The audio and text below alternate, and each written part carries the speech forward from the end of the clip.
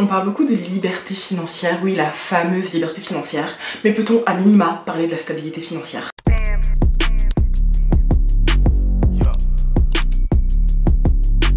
Hey, bienvenue dans cette nouvelle vidéo. Alors aujourd'hui on va parler d'un sujet qui me tient particulièrement à cœur. Effectivement, comme tu as pu le voir dans le titre, comme tu as pu le voir dans l'intro, on va parler de la stabilité financière. Si tu me suis depuis un moment, tu dois savoir que je viens d'un milieu populaire, donc ma famille n'était absolument pas aisée du tout. Et donc j'ai grandi avec une mentalité de pauvre. J'ai grandi avec une mentalité de pauvre. Très honnêtement, en fait, je ne savais pas gérer l'argent. Et juste, je tiens aussi à dire que pour tous ceux qui disent ouais, one life, fast life, ou je sais pas quoi, non, je peux vous assurer qu'un jour, parce que moi ça m'est arrivé, et c'est pour ça que cette vidéo, elle me tient autant à cœur, ça m'est arrivé, mais peut-être qu'un jour vous allez vous retrouver dans une merde noire, profonde, où vous allez avoir besoin de très rapidement débloquer une grosse somme entre guillemets, et quand je parle de grosse somme, déjà moi au-dessus de 1000 euros c'est une grosse somme, peut-être qu'à ce moment là vous aurez besoin de débloquer cet argent là, sauf que vous l'aurez pas. Et vous l'aurez pas pourquoi? Parce que vous aurez voulu vivre votre fast life, one life ou je sais pas quoi. Commençons par la partie 1, la psychologie du pauvre. Et j'ai tenu à intituler cette partie de cette manière là parce que comme je vous l'ai dit tout à l'heure, j'avais une mentalité de pauvre. Et quand je vous dis ça, ce n'est absolument pas une critique, c'est un constat. J'avais une mentalité de pauvre et je vais vous expliquer pourquoi. Concernant les gens qui viennent d'un milieu assez précaire et qui commencent à gagner un petit peu d'argent, on va dire ça comme ça, il y a deux types de personnes. Et le premier type, c'est la plupart des témoignages que j'ai pu voir jusqu'à présent. Le premier type, c'est le type de personne qui a tellement souffert que maintenant tout ce qu'ils gagnent, ils le retiennent. Et donc très souvent quand je regardais les vidéos d'autres youtubeurs qui parlaient de gestion financière, etc., ils disaient moi je suis très économe parce que je n'ai rien eu dans mon passé, tout. Moi c'était l'inverse. C'était l'inverse. Comme j'avais été économe toute ma vie, comme je n'avais rien, dès que j'ai commencé à avoir un peu d'argent, mais quand je vous dis un peu d'argent, c'était même mes jobs étudiants à 200 € ou quoi, dès que je commençais à avoir un peu d'argent, une nouvelle vie s'offrait à moi. Très honnêtement, une nouvelle vie s'offrait à moi. Tout ce que je voulais, je l'achetais. Dès que je voulais un truc, bam, ma carte sort. Dès que je rentre dans un magasin, ça sent bon. Ça sent bon de toute façon, l'argent. Ma carte sort. J'achetais absolument tout. Mon argent venait, il partait. Il venait, il partait. Et donc là était tout le problème. Parce que non seulement je n'avais pas déjà appris à gérer mon argent comme certains apprennent dès leur naissance à gérer de l'argent. Ça, c'était un premier point. Mais le deuxième point, c'est que j'avais peur de l'argent. J'avais peur de l'argent. En fait, j'avais ce truc de me dire, dès que mon salaire arrivait sur mon compte en banque, je me disais, ah oui, il y a telle facture, ah oui, il y a telle facture, ah oui, il y a telle facture. Et de toute façon, tu vas te retrouver dans la merde.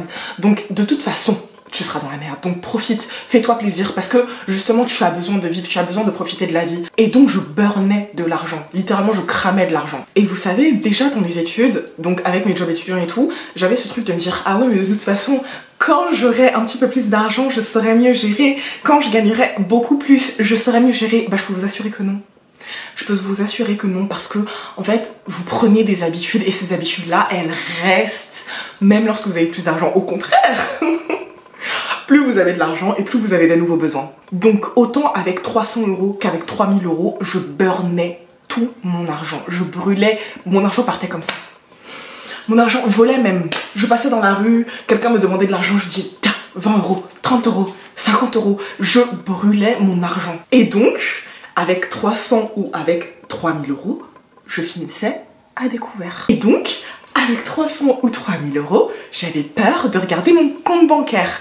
Et oui, je vous ai dit, cette vidéo, elle aura une énergie particulière parce que cette vidéo me touche tout particulièrement. En fait, si vous êtes dans cette situation et que vous regardez cette vidéo, sachez que je sais de quoi je parle, je sais exactement ce que vous traversez et en fait il faut que ça finisse, il faut que ça s'arrête là en fait. Puis j'ai eu un déclic à cause d'un truc qui s'est passé dans ma vie personnelle, j'en parlerai pas ici mais j'ai eu un déclic et à ce moment là je me suis dit ok, il faut vraiment que là tu commences à apprendre à gérer ton argent parce que si jamais demain t'as un problème, si jamais demain il se passe quelque chose en fait tu pourras rien faire, tu ne pourras rien faire parce que tu n'as absolument rien de côté. Donc j'ai commencé à gérer mes finances et quelques mois après, il y a une grosse catastrophe, on va dire ça comme ça, qui m'est tombée sur la tête. Il y a une grosse catastrophe qui m'est tombée sur la tête. Et c'est mes finances, c'est l'argent que j'avais réussi à mettre de côté pendant ces quelques mois qui m'a sorti de là. Et je me remercie d'avoir eu cette présence d'esprit parce que je me dis, mais en fait je n'aurais eu personne à qui demander de l'argent en fait. Et donc quoi, je serais partie en banque, j'aurais pris un prêt et là je me retrouverais encore à payer un prêt. Alors que non, c'est pas possible, c'est pas concevable, on peut pas prendre un prêt à chaque fois qu'on a un problème en fait. Et peut-être que tu me regardes là et que tu dis, ah oui j'y penserai le mois prochain, j'y penserai le mois d'après, ou je commencerai dans 6 mois, etc. Les galères ça prévient pas hein. ça prévient pas, ça peut te tomber dessus demain. Genre vraiment ça peut te tomber dessus demain. Il faut que tu sois prêt en tout temps, en tout lieu, il faut que tu sois prêt. Non sérieux, préparez-vous, ayez même un peu de sous de côté. On en arrive donc à la partie 2, ce qu'il faut comprendre et ce qu'il faut appliquer pour acquérir cette fameuse stabilité financière. Premier sous-chapitre, il faut changer sa mentalité de pauvre. Le premier point, quand on a une mentalité de pauvre, c'est que on est dans une relation dominant-dominé avec l'argent, sauf que c'est nous le dominé. C'est nous qui avons peur de l'argent. Parce que l'argent, pour nous, a une sorte de pouvoir mystique ou je ne sais quoi. Mais en tout cas, on est dominé par la peur de l'argent. Et peut-être que là, tout de suite, vous vous dites, mais non, moi, j'avais pas peur de l'argent. Moi, j'ai pas peur de l'argent. Je me sens très bien avec l'argent. J'aime l'argent, etc. Peut-être que c'est ce que tu te dis, mais est-ce que tu as peur quand tu regardes ton compte bancaire? Est-ce que tu as peur de regarder l'application bancaire? Est-ce que tu as peur d'ouvrir l'application bancaire? Parce que en fait dans l'application bancaire il n'y a que le résultat de tes choix en fait. Si l'argent s'en va, ce n'est pas par des pouvoirs mystiques ou je ne sais quoi, l'argent ne s'en va pas tout seul. Certaines fois l'argent s'en va parce que tu as fait le choix d'aller au restaurant alors que tu aurais pu manger chez toi. Et là je parle à mon ancienne moi. Sauf que si tu veux sortir justement de cette mentalité de pauvre, il va falloir que tu reprennes confiance en toi. Il va falloir que tu reprennes confiance en le fait que tu peux faire de meilleurs choix.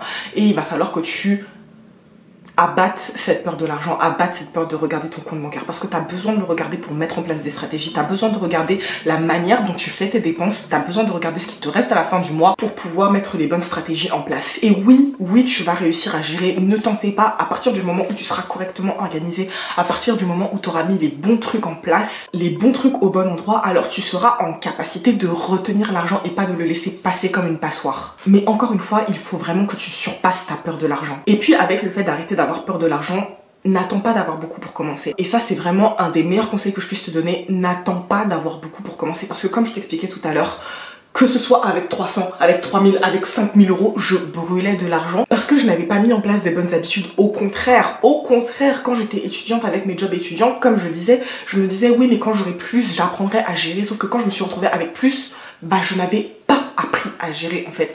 Et c'est maintenant, même si, j'en sais rien, même si ce n'est qu'avec l'argent de poche de tes parents, même si ce n'est qu'avec ta bourse du Crous ou ce genre de choses, c'est maintenant que tu vas commencer à mettre en place les mécanismes de gestion financière. C'est maintenant. Et même autre cas, n'attends pas d'avoir ta paye dans quelques jours pour commencer. C'est maintenant qu'il faut que tu commences avec le peu qu'il te reste. Parce que c'est trop facile de toujours repousser à plus tard. Mais comme je te l'ai dit, les problèmes ne préviennent pas avant d'arriver, ok? Et autant tes problèmes ils peuvent arriver dans un moment où tu es totalement dans la sauce, mais autant tes problèmes ils peuvent arriver dans un moment où justement tu as de l'argent et donc tu n'en auras plus et donc tu diras ah bah j'attendrai d'avoir plus. Sauf que comme ça en fait tu n'arriveras jamais à avancer, tu ne vas jamais avancer. Donc commence maintenant, même si c'est 10 euros qui te restent dans ton porte-monnaie, prends ces 10 euros et commence à voir comment tu peux les gérer pour tenir jusqu'à la fin du mois. Commence à voir comment tu peux les gérer pour économiser même 1 euro. Et je sais que c'est facile à dire, mais encore une fois, je sais.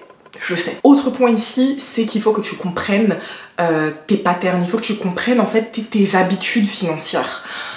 Personnellement, je vais donner un exemple, j'aime faire des achats compulsifs. En fait, il y a des moments où je vais être super tranquille, il y a des moments où je vais pas trop dépenser, bon, on sort, j'ai pas trop envie de dépenser, et il y a des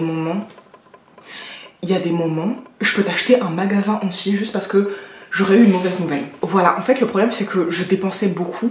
Et certaines fois encore ça m'arrive, hein, je vais pas vous mentir. Je dépensais beaucoup en fonction de mes émotions. Si j'avais une émotion très intense, que ce soit une émotion positive ou une émotion négative, alors j'allais dépenser pour compenser ce truc. Si c'était une émotion négative, bah, j'allais me noyer dans les achats de vêtements par exemple pour oublier ce que je suis en train de traverser. C'était vraiment ça, c'était ma thérapie en fait.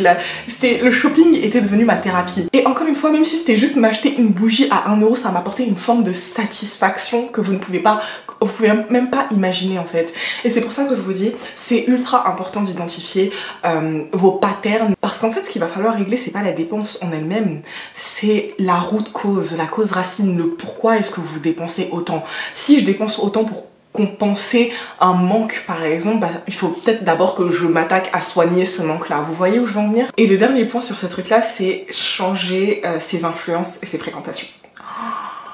J'ouvre un truc, mais en fait vous vous rendez pas compte, mais il y a des personnes avec lesquelles quand vous allez tout le temps dépenser. Il y a des personnes qui ont ce truc là de viens on va faire ceci, viens on va faire cela, et en fait c'est tout le temps des dépenses d'argent. Et c'est pas mal en soi, c'est pas mauvais. Mais ce qu'il faut que tu comprennes, c'est que toutes ces personnes qui te disent ouais, faut profiter de la vie, vas-y on vient, on va faire one life, etc. Toutes ces personnes-là, peut-être qu'elles ont des situations ou des problèmes que vous n'avez pas. Peut-être que par exemple comme moi, vous avez des enfants et c'est des personnes qui n'ont pas d'enfants, donc des personnes qui n'ont pas besoin d'assurer la sécurité d'un autre être humain. Peut-être que c'est des personnes qui vivent à découvert. Peut-être que c'est des personnes qui survivent sur leur découvert, mais elles ont tellement besoin de se changer la tête qu'elles continuent de dépenser et elles vous entraînent. Peut-être que c'est des personnes qui n'ont pas les mêmes moyens financiers que vous. Peut-être que c'est des personnes qui gagnent plus d'argent qu'elles vous le disent. Peut-être qu'elles gagnent plus d'argent que vous ne le pensez. Peut-être que c'est des personnes qui ont un side business et vous ne savez même pas. Et du coup, elles ont les finances alors que vous n'avez pas les finances. Et plus globalement, c'est des personnes qui potentiellement ne seront même pas là lorsque vous aurez vos problèmes financiers. Donc, posez-vous la question. Et ça, c'est un choix. C'est votre choix de vie. C'est un choix. Est-ce que vous avez vraiment envie de continuer à vous laisser influencer par ces personnes-là? Je ne vous dis pas de couper les ponts totalement parce que il y a des présences, ça fait du bien de les avoir, mais vous n'êtes pas obligé de dire oui à tout. Vous n'êtes pas obligé de dire oui à toutes les sorties. Vous n'êtes pas obligé de dépenser autant. Si par exemple vous partez, j'en sais rien, dans un bar et que la personne elle prend une bouteille, tu peux tout simplement prendre un soft qui te coûtera moins cher. Et toujours, je t'incite à toujours te demander où est ton intérêt? Est-ce que c'est vraiment dans ton intérêt de faire ça? Est-ce que ça t'apporte vraiment de la valeur ajoutée de faire ça? Point numéro B, gérer son argent avec discipline. Et là, je vais même pas d'abord vous parler des trackers, etc. Non, je vais pas vous parler de ça. Les crédits conso. Paiement en 4 fois. Paiement échelonné. Paiement en 12 fois. Ça, arrêtez ça. Arrêtez ça. Parce que ça, vous savez, c'est le meilleur moyen que les banques ont trouvé pour vous faire acheter, consommer, payer des intérêts, des trucs avec 10% d'intérêt, vous payez des trucs avec 10% d'intérêt, vous remplissez les banques alors que vous n'avez pas les moyens, On vous vend le truc comme si c'était gratuit ou comme si c'était facile d'accès, etc. Mais on vous vend du rêve, c'est du marketing, vous n'avez pas les moyens, ne vous lancez pas dans ça par pitié. Moi aussi quand les trucs, vous savez les plateformes elles ont commencé à de plus en plus démocratiser le paiement en 4 fois. Je pense par exemple aux plateformes sur Asos ou Conforama ou ce genre de choses. Mais c'est fait exprès pour vous pousser à la consommation. Et puis en plus vous pensez que vous allez prendre juste un seul crédit? Vous pensez vraiment que vous allez prendre un seul crédit? Non. Vous allez vous dire ah bah tiens, ce mois-ci j'ai un budget de 600 € de crédit, donc allons, prends-en 5, prends-en 6. Et puis après vous vous rendez pas compte, mais vous accumulez les petits crédits et vous vous retrouvez avec 700 000 € et c'est tout votre salaire qui part dans le remboursement de crédit. Mais... Pardon, faut que je me calme. Mais... Ne prenez pas les crédits conso, même si ça vous semble plus facile, même si ça vous semble plus accessible, encore une fois, c'est du marketing. C'est ce que les banques ont trouvé de plus simple pour vous faire intégrer que vous avez de l'argent alors que vous ne l'avez pas. Vous n'avez pas cet argent. Est-ce que vous voulez vraiment vous retrouver dans la merde à cause d'un nouveau téléviseur écran plat? Est-ce que vous voulez vraiment vous retrouver dans la merde à cause de ce canapé qui est cassé que vous devez changer? Oui, il est cassé, bah peut-être vous asseyez pas à cet endroit-là et asseyez-vous à cet endroit-là et attendez pendant 2 mois, 3 mois et vous allez le changer. Et peut-être qu'il y aura des parents qui me regarderont dans cette vidéo et qui se diront ah oui mais c'est pour le bien-être de mon enfant, etc. Je comprends. Je comprends.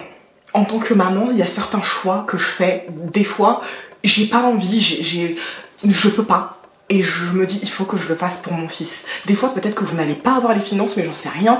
Il y a le lit de votre enfant qui est cassé et vous avez besoin d'en racheter un autre. Des fois, vous allez vous retrouver dans cette situation-là. Et ce que j'ai envie de dire, c'est si vraiment vous n'avez pas les moyens, ne passez pas par un crédit conso. Votre enfant, tant qu'il peut dormir correctement, tant qu'il peut manger correctement, il ira bien. Et peut-être que demain, il s'en souviendra en tant qu'adulte, mais peut-être qu'il s'en servira comme une force. Mais n'allez pas vous mettre dans des situations desquelles vous ne pouvez pas vous relever, parce que vous ne vous en relèverez pas, parce que vous aurez inscrit dans votre chair des patterns, des habitudes. Et tenez compte du fait que ce même enfant vous regarde.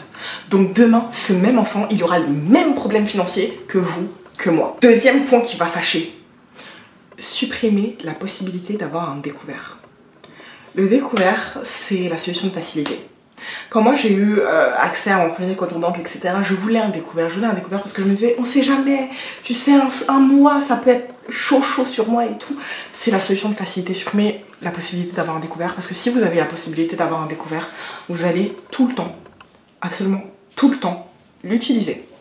À chaque fois que votre salaire va passer, il va juste recouvrir le découvert. Vous allez faire vos dépenses et oh, j'ai plus d'argent. Bon bah découvert, encore, encore et encore. Et ça aussi, ça génère des intérêts. Ça aussi, c'est de l'argent que vous payez à la banque. Mais c'est tellement petit, vous vous en rendez pas compte. Mais si vous lissez sur une année, si vous lissez sur 2 ans, 3 ans, 10 ans, ça devient une grosse somme.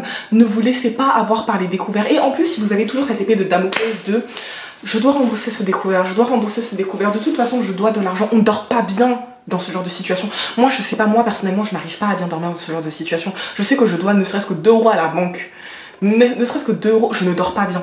Je ne dors pas bien. Et pour ma part, je crois que j'étais allée jusqu'à un découvert de 600 €. Ouais, j'avais un découvert de 600 €. Et ce que j'ai fait, c'est que je l'ai remboursé d'un coup.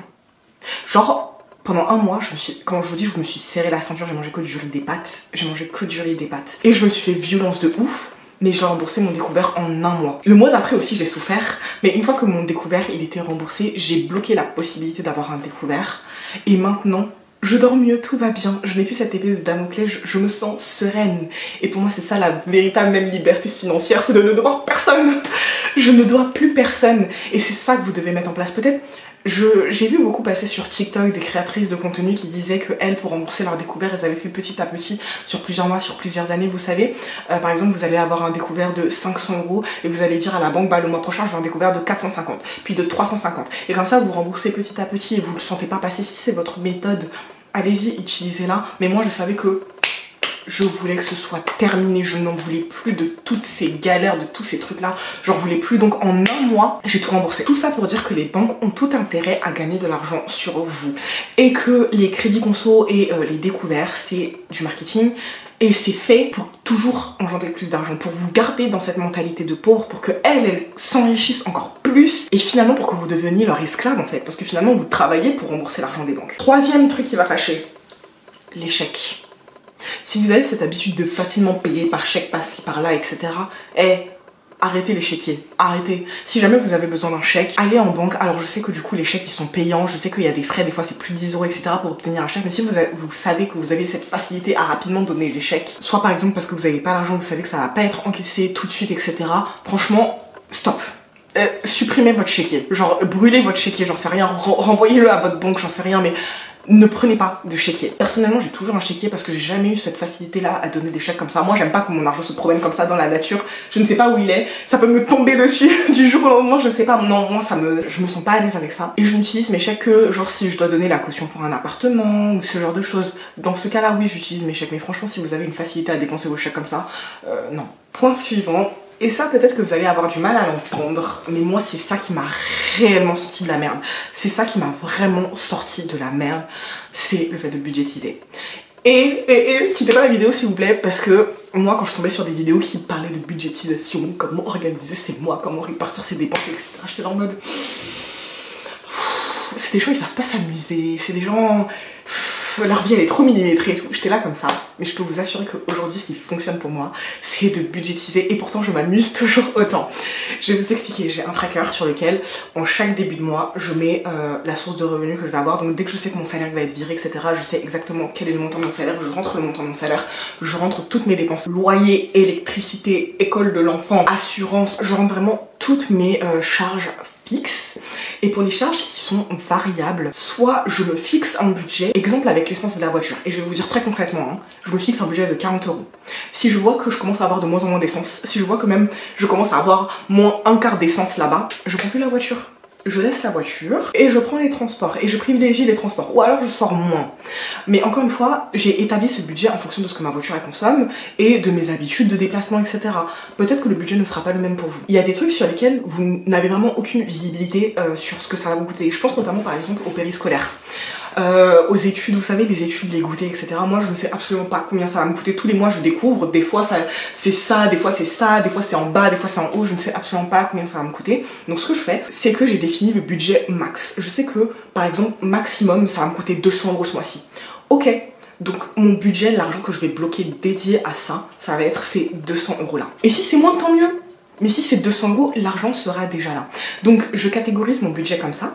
Et puis je catégorise aussi mon budget course. Je sais que j'ai tant d'argent alloué aux courses. Je sais que j'ai tant d'argent alloué au plaisir. Et c'est extrêmement important. Et c'est en ça que je vous dis que En fait, on peut toujours s'amuser même en budgétisant. Moi, j'ai un vrai budget pour le plaisir. J'ai un budget restaurant, j'ai un budget beauté, donc maquillage, épilation, patati patata. J'ai des budgets pour tout ça. Et je précise ici que oui, effectivement, ce sont ces budgets de plaisir qui vont faire tampon. Donc si par exemple j'ai une facture qui n'est pas habituelle qui arrive, bah c'est sur ces budgets plaisir que je vais prendre et qui feront tampon ce mois-ci. Et c'est pas grave. Mais dans tout ça, j'ai aussi un budget pour les économies.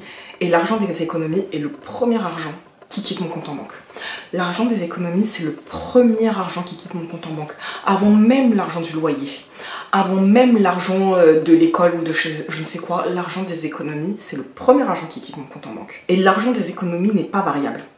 L'argent des économies n'est pas variable. Et je vous dis ça, même si votre économie là c'est 10 €, l'argent de vos économies ne doit jamais être une variable. Et juste du coup je le dis ici, mais si jamais vous voulez une vidéo dédiée à la budgétisation, n'hésitez pas à le mettre en commentaire. Et dans tous les cas, moi je mettrai mon tracker en vente, donc je vous mettrai également le lien en barre de description et en commentaire. Mais vous pouvez trouver plein de contenus gratuits. Et le dernier point qui est un point très lié et j'y croyais pas, ayez plusieurs comptes bancaires. Moi ça m'aide énormément d'avoir plusieurs comptes bancaires parce que je reçois mon salaire sur un compte bancaire principal. De ce compte bancaire principal là, je vais directement virer l'argent sur le compte qui est dédié aux économies et aux investissements. Donc c'est sur ce deuxième compte en banque là que je vais mettre l'argent, je vais prendre l'argent, je vais les placer sur tel livret, je vais prendre l'argent, je vais les placer ici, je vais prendre l'argent, je vais acheter mon matériel pour mon side business. C'est sur ce compte en banque là que je vais tout faire. Ensuite j'ai un autre compte bancaire qui est dédié au paiement des factures. Donc c'est sur ce compte bancaire là que je vais mettre tous les prélèvements du loyer, prélèvements d'électricité, prélèvements de box internet, etc. C'est ce compte bancaire là qui sera dédié à ça. Et j'ai un autre compte bancaire encore, et ça c'est le compte bancaire qui est dédié au plaisir. Donc tout mon budget plaisir, extension de cils, sortie cinéma, restaurant, patati patata, c'est là-bas qu'est mon argent. Et du coup je suis en mesure de contrôler combien il me reste pour mes loisirs. Et l'argent qui reste ici, l'argent que je n'ai pas placé là, ça va être l'argent qui sera dédié à payer ma nourriture du mois. Et encore une fois, pour moi, ça c'est un truc qui peut être variable. Donc si vous avez bien compté, si vous avez bien retenu, j'ai 4 comptes bancaires. J'ai 4 cartes bancaires qui sont dans des banques en ligne, qui fait que je ne paie pas de frais. Parce que certaines banques en ligne vont vous dire, ok, c'est sans frais, mais par contre, vous devez effectuer une opération par mois. Donc par exemple, pour payer Netflix, bah, sur mon compte de facture, j'ai mis la carte bancaire associée au compte. Et du coup, ça fait déjà un paiement. Et je n'y touche pas. L'argent qui est là-bas, c'est pour payer les factures, je n'y touche pas. Pour les investissements, c'est pareil. Peut-être que, ce mois-ci, j'en sais rien, comme je disais, je vais avoir besoin d'acheter une ring light. Ou peut-être que ce mois-ci, bon, je vais avoir besoin d'acheter une enveloppe. Ou je fais une dépense, même si c'est 1 €, je fais ma petite dépense. C'est fini, je n'y touche plus, cette carte bancaire, elle reste là-bas. Ce compte en banque là, même des fois, je le regarde même pas. Pas parce que j'ai peur de le regarder, non, parce que je n'ai pas besoin de le regarder, parce que factuellement l'argent est là-bas, l'argent est bloqué, l'argent ne m'appartient plus. Je pense que vous avez compris, j'ai trop parlé, on va passer à la partie suivante. Grand C, augmenter ses sources de revenus de façon intelligente. Le premier point, c'est l'épargne et l'investissement. Construisez-vous des habitudes solides d'épargne. Encore une fois, même si c'est 10 €. Même si c'est 10 € par mois que vous épargnez, commencez à prendre cette habitude d'épargner, épargner, épargner.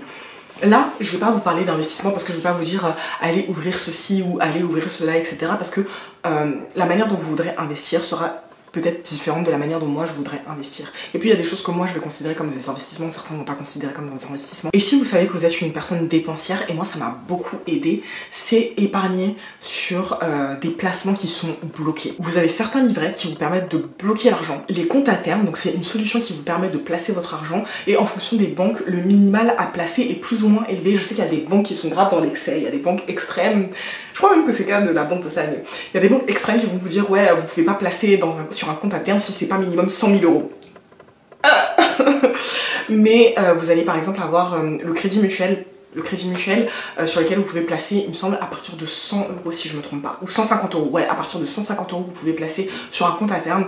Et le principe du compte à terme, c'est que vous dites ok, je veux placer tant de temps, et vous savez exactement combien est-ce que les intérêts vont vous générer sur ce temps là. Donc en fait c'est des comptes à intérêt fixe, et ça vous permet de déjà faire un premier placement. Si votre entreprise a souscrit par exemple à un PEE, donc plan épargne entreprise, ou à un PER, donc plan épargne retraite, vous pouvez placer votre argent là-bas.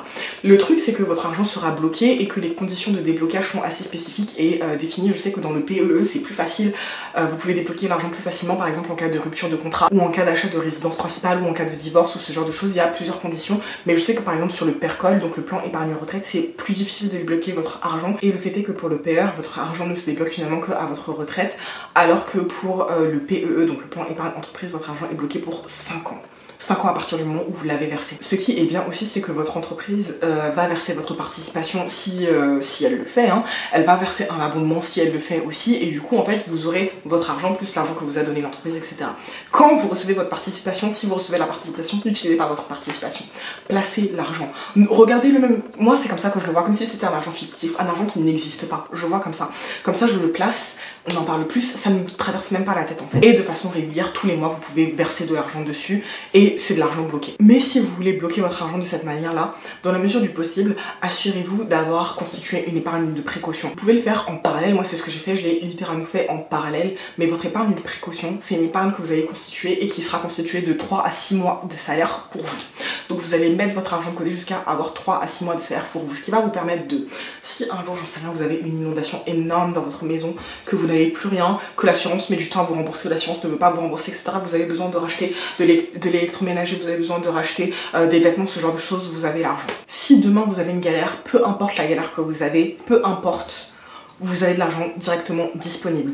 Si jamais vous êtes, encore une fois, une personne trop dépensière, que vous n'arrivez pas à mettre de côté pour votre épargne de précaution, s'il y a une personne à laquelle vous faites extrêmement confiance, vous pouvez demander à cette personne, ok, là j'ai une enveloppe, garde-moi cette enveloppe. Mais concernant l'épargne de précaution, malheureusement, je n'ai pas d'autres astuces à vous donner parce que malheureusement c'est une épargne qui doit être disponible. Donc si vous êtes dépensier, malheureusement il va falloir vous discipliner. Si jamais vous pensez à une autre alternative, n'hésitez pas à la mettre en commentaire. Et le dernier point de cette vidéo, ça va être d'avoir une source de revenus secondaire. On est en 2025, l'inflation est au plus haut. On est en 2025, vous avez besoin d'avoir une source de revenus secondaire. On a tous besoin d'avoir une source de revenus secondaire. À part si votre salaire est mirobolant, vous avez besoin d'avoir une source de revenus secondaire. Et c'est pas forcément, parce que quand on entend ça, on entend tout de suite les réseaux sociaux, vente de formation en ligne, etc. C'est pas forcément ça votre source de revenus secondaire. Trouvez un truc qui vous fait vibrer, trouvez un truc qui vous passionne. Peut-être que votre truc, ça va être de faire du crochet. Bah, vendez vos petites créations là au crochet là sur Instagram. Vendez-les sur Le Bon Coin. Faites des ménages. Il y a plein de personnes autour de moi qui font des ménages chez des personnes âgées qui ont besoin d'aide ou ce genre de choses, qui vont faire leurs courses ou ce genre de choses. La garde d'animaux. Pendant les vacances d'été, vous pouvez garder les animaux et tout l'argent que vous générez, vous prenez, vous mettez ça de côté sur vos divers investissements ou ce genre de choses. La garde d'enfants, soutien scolaire, le soutien scolaire. Il y a même des plateformes sur lesquelles vous pouvez soit proposer du soutien scolaire, soit proposer par exemple de l'aide dans les langues. Je pense notamment à une plateforme que j'utilise moi-même. Je l'utilise pour améliorer mon anglais, c'est une plateforme qui s'appelle Preply. Vous vous inscrivez et vous pouvez donner des cours à des personnes qui se trouvent à l'étranger. Vous pouvez vous mettre sur la plateforme, proposer des cours en français si vous maîtrisez bien la langue française. Vous définissez vos prix en mettant pas des prix super élevés, notamment si vous n'avez pas de certification, que vous n'êtes pas prof, etc. Mais vous définissez vos prix et vous serez payé pour avoir des conversations avec les gens. Personnellement, ma prof, la seule chose qu'elle fait avec moi j'ai besoin de travailler mon oral. Donc la seule chose qu'elle fait avec moi, c'est des conversations qui sont uniquement en anglais. On ne se parle jamais en français, elle comprend un tout petit peu le français. Mais donc voilà. Et elle vraiment, elle ne prépare absolument rien. Elle vient en classe comme ça, on discute. On se tape la discussion, on se raconte ce qu'on a vu sur Insta, on se raconte nos vies, enfin voilà, c'est vraiment ça. Vous pouvez faire ça en side business et ça vous génère un petit peu d'argent. Et si vous vous dites, si vous avez le temps, vous vous dites bah je fais ça tout mon samedi, ou si vous le faites une fois par semaine, le soir ou ce genre de choses, vous pouvez déjà commencer à générer un petit peu d'argent. Il y a plein de solutions pour gagner un peu d'argent. Trouvez votre side business, franchement, trouvez votre side business. Et puis bon, je ne vais pas parler des réseaux sociaux parce que on sait, c'est du vu et revu. Mais si par exemple vous êtes timide ou si par exemple vous n'avez pas envie de montrer votre visage, il y a plein de pages où les personnes ne montrent absolument pas votre tête. Et je vais même vous mettre des exemples, etc. de pages que j'aime bien, qui sont suivies par des millions de personnes. Des millions de personnes les regardent alors qu'il n'y a pas de visage, alors qu'il n'y a rien. Mais à partir du moment où votre contenu est bon, votre contenu est de bonne qualité, vous pourrez gagner de l'argent même sans montrer votre visage. J'ai fait le tour, n'hésitez pas à me dire ce que vous pensez de cette vidéo en commentaire, n'hésitez pas à laisser vos astuces, etc. pour apprendre à gérer son argent, son budget et tout. Et on se revoit bientôt pour une prochaine vidéo. Bisous! I know you got all dressed up for the club.